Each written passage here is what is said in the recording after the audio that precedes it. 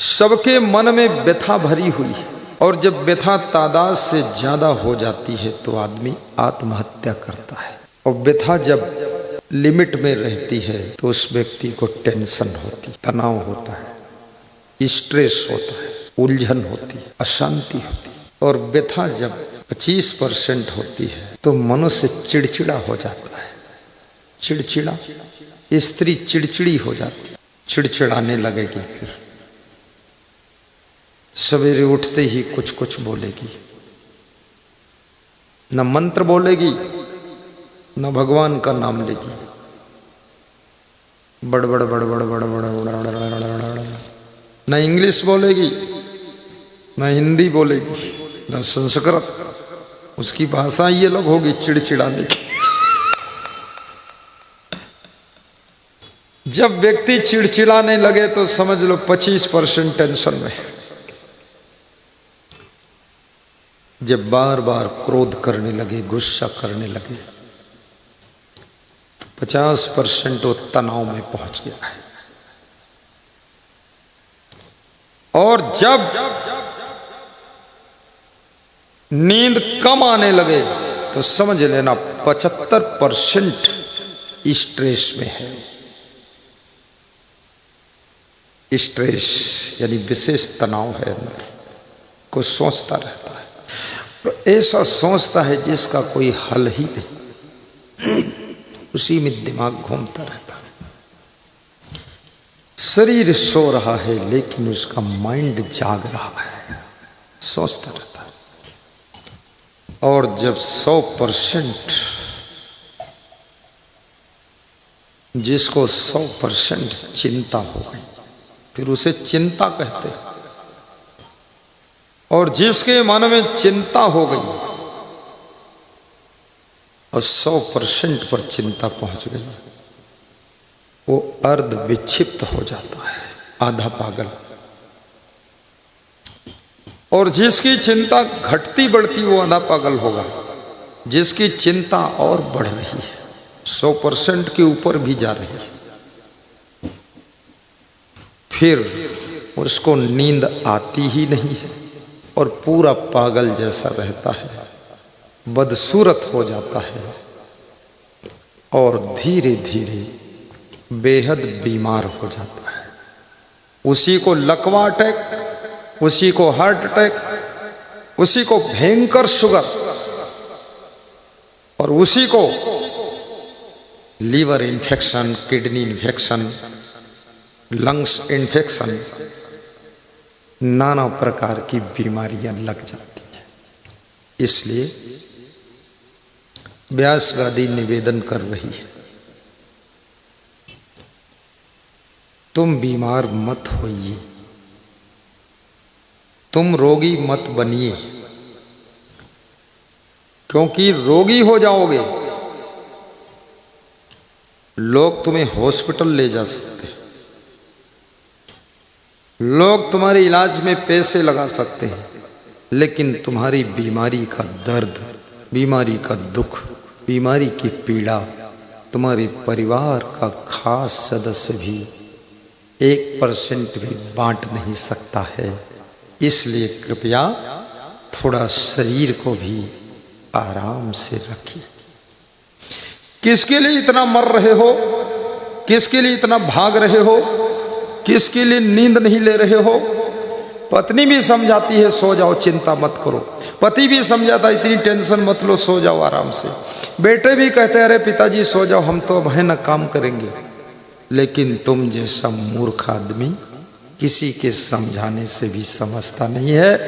बैल भी सो रहा है, भैंसा सो रहा है, बकरियां सो रही हैं, चिड़ियां सो रही हैं, कीड़े मकोड़े सो रहे हैं, लेकिन तुम अज्ञानता के जाल में फंस करके, माया के गुलाम बन करके ठीक से सोते नहीं हो। इस दुनिया से क्या लेकर जाओगे? जय हो। जोर से ताली, जोर से ताली बजाओ। जय हो। तालियां कमजोर क्यों है? इसके पीछे भी टेंशन ही काम कर रही है। तालियां तो तब बजती हैं जब अंदर मस्ती हो, आदमी तभी थिरकता है जब उसको मस्ती आती है। जय तभी बोलता है जब अंदर सब बकवास भूल जाता है।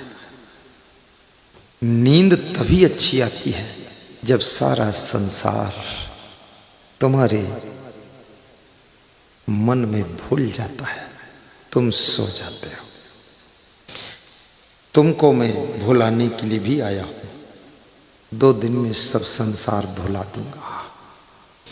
और तुमको कुछ मैं याद दिलाने भी आया हूं।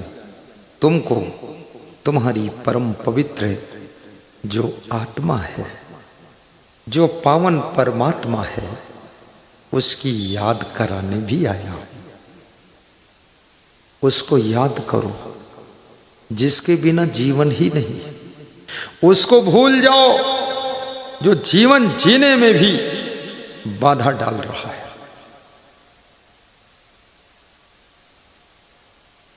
कभी डिप्रेशन में भी मत रहना।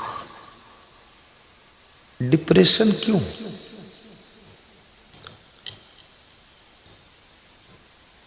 मैं अभी रथ पर बैठकर आया।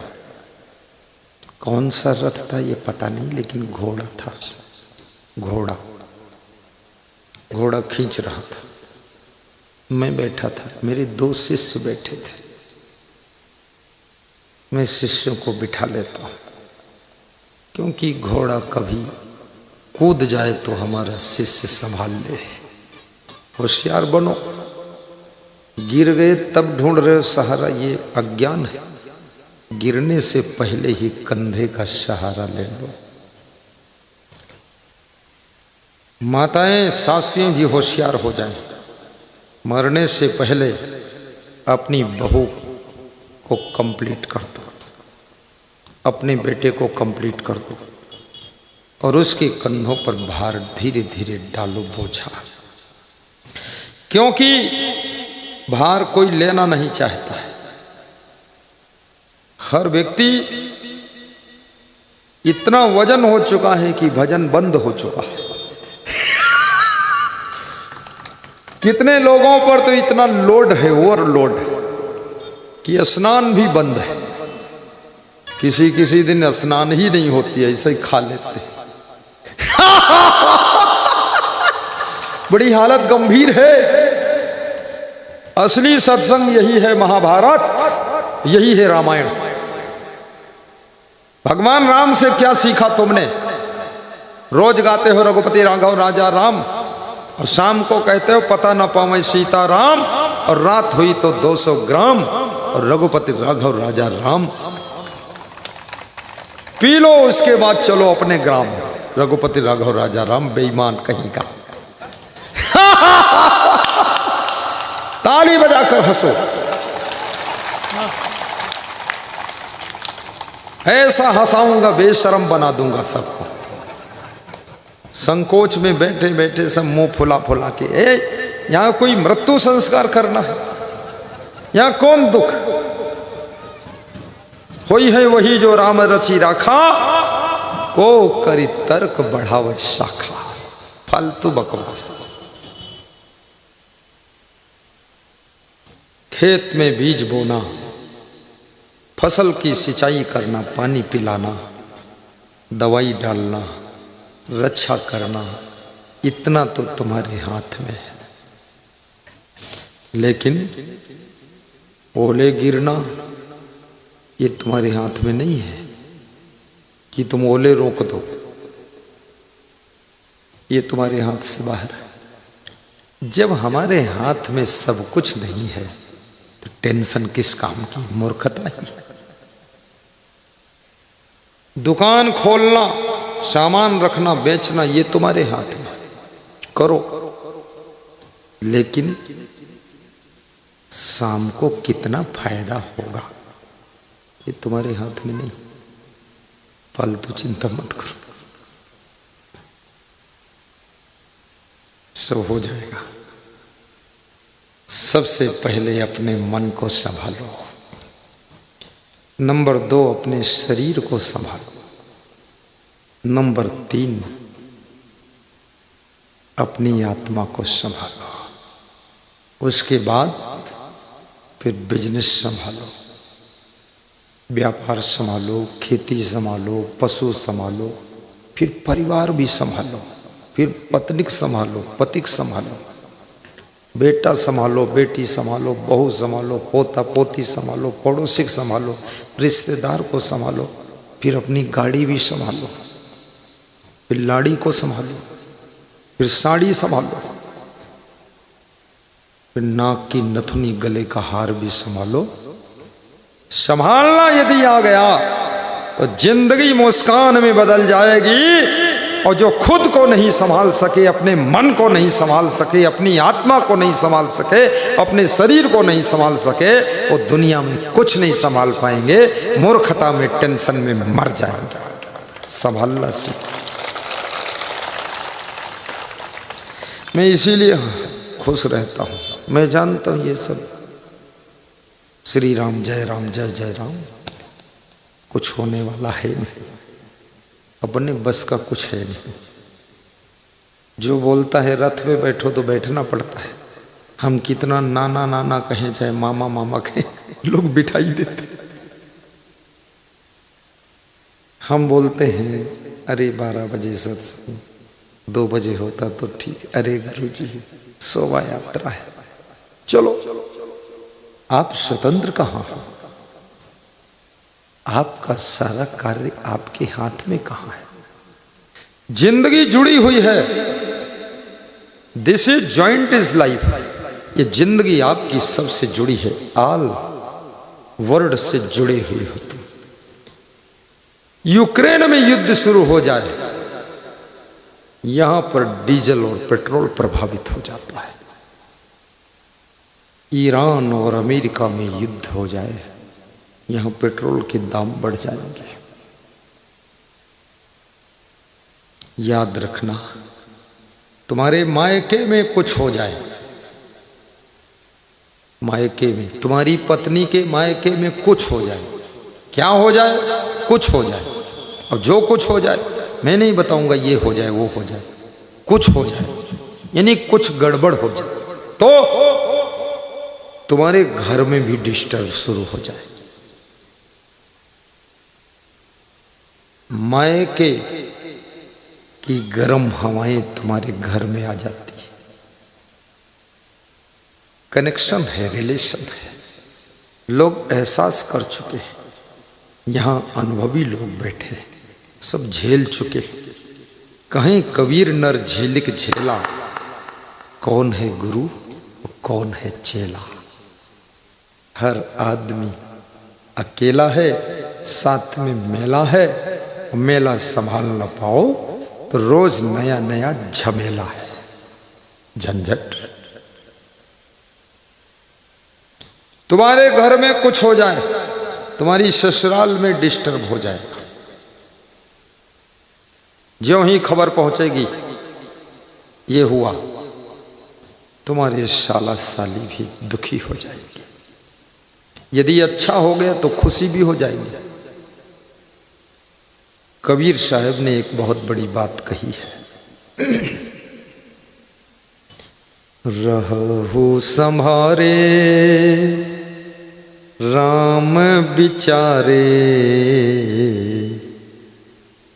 गाइए,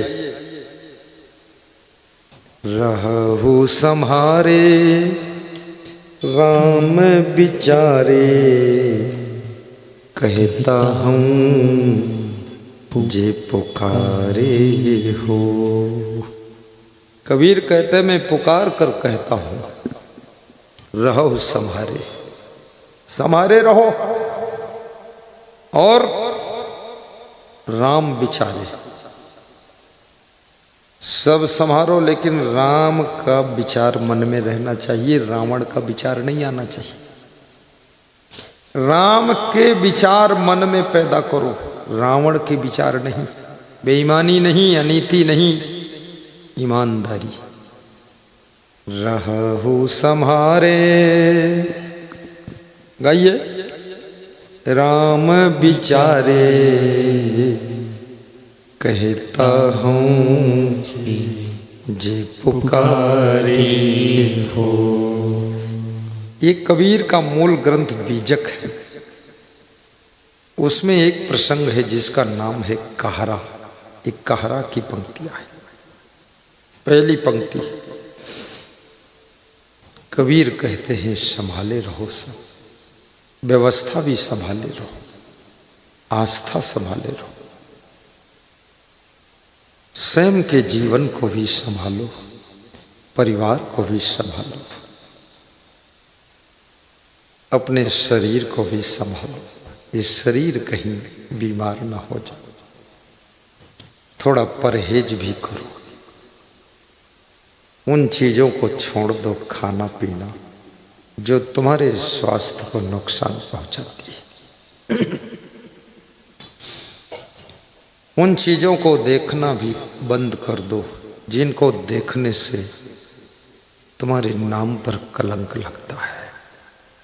उन गीतों को सुनना बंद कर दो जिनको सुनने से तुम्हारा मन बिगड़ता है, मन संभलता नहीं।